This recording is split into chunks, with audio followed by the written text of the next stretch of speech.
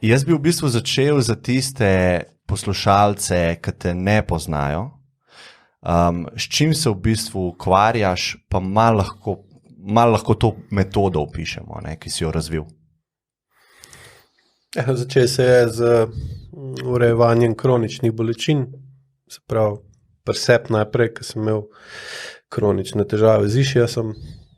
in sem iskal izhod iz tega, kar na 10 let je bilo boljš, pa je bilo slabš. Pa na koncu se je v bistvu izkazalo, da pristop, ki sem ga uporabljal, ki je bil tudi v bistvu običajno ponujen z drugih strani, se pravi krepitev pa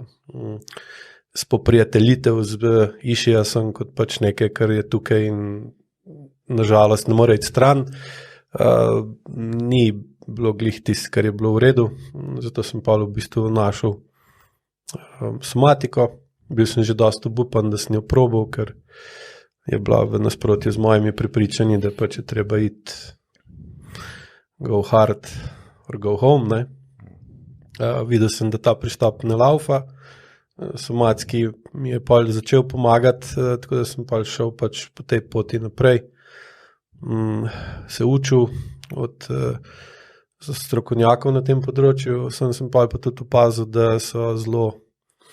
dislocirani od sedanjosti, da v bistvu se skupaj ustali tam nekje v 1960-ih, 1970-ih,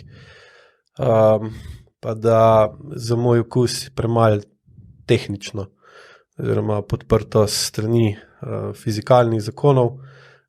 preveč je postajalo duhovno, spiritualno, čeprav sem videl pa, da te ljudje nimajo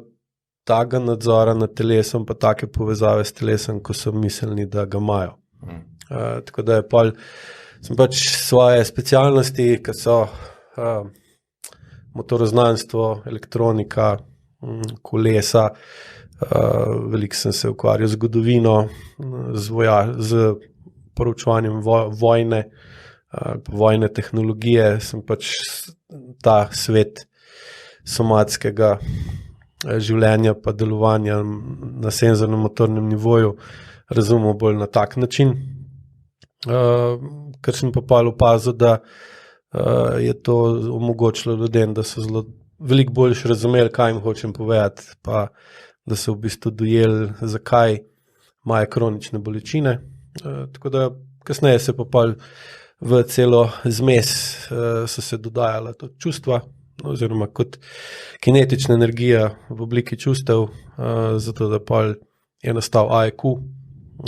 kot metoda, ki se ukvarja z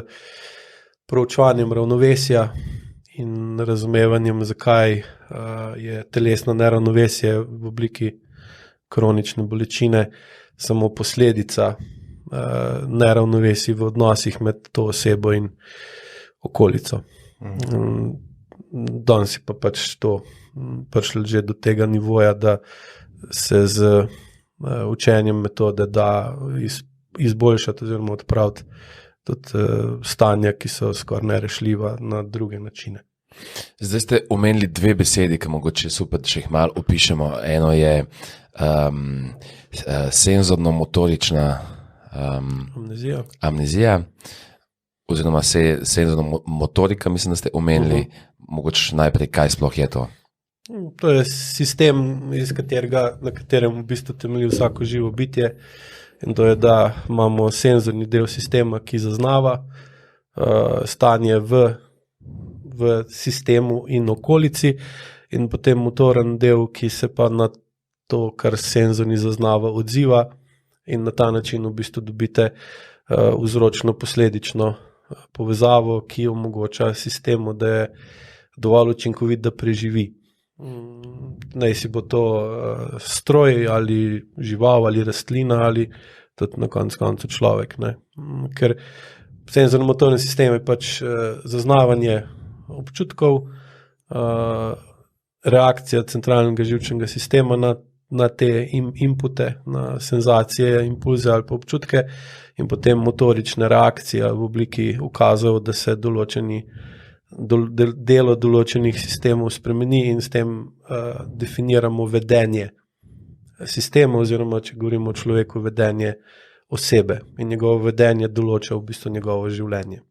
Okay, če zelo poenostavimo za poslušalce, kaj v praksi, recimo, kako v praksi izgleda senzorno-motorna amnezija? Senzorno-motorna amnezija v praksi izgleda tako, da oseba recimo ima več teže na svoji desni nogi, kot na levi nogi, pa se tega ne zaveda. Zaveda pa se, da ima bolečine v desnem kolenu, ki jih v leve nima. Čeprav ni v zadnjem času imela nobenega dogodka, na katerega bi lahko obesila bolečino v kolenu, sploh ni se udarila v stol, ni čudno stopila, oziroma definira bolečino ali pa stanje v kolenu kot kronično, čeprav ni bilo v zadnjih recimo 2 letih nobenega dogodka, ki bi lahko rekla, ker se je zgodilo to pa to, takrat pa takrat, me zdaj zaradi tega boli koleno. Ampak pride do mene zaradi kroničnih težav z desnim kolenom in ko jo opazujem, kako sedi, kako stoji, kako hodi, je vidno, da desno nogo uporablja drugače kot levo. In skozi pogovor lahko tudi analiziraš, da se tako stanje vleče že kdo ve koliko let, kar pomeni, da je logično, da ima težave z desnim kolenom, čeprav se ne zaveda zakaj. To je senzorno-motorna amnezija. Sprav, da senzorni signali iz telesa ne pridejo do zavesti in dobimo senzorno amnezijo. In zaradi tega, ker ne pride signal do zavesti, ne more vzburiti motornega dela zavesti in potem motorni del se ne odzove na pomanjkanje senzornih informacij in dobimo motorno amnezijo, skupaj dobimo potem senzorno-motorno amnezijo, kar pa ne pomeni, da podzavestni del sistema pa deluje normalno, se pravi ona oseba, ki je navajena zaradi različnih razlogov bolj obremeniti ali pa biti bolj naslonjena na desno nogo, to pač dela kot avtomatiko, kot normalno stanje, ki pa logično pa pripelje do kroničnih bolečin, za katere pa ne razume razloga. V bistvu, moje delo je, da ugotovim te anomalije, osebi pojasnim, zakaj lahko pride do tega, oziroma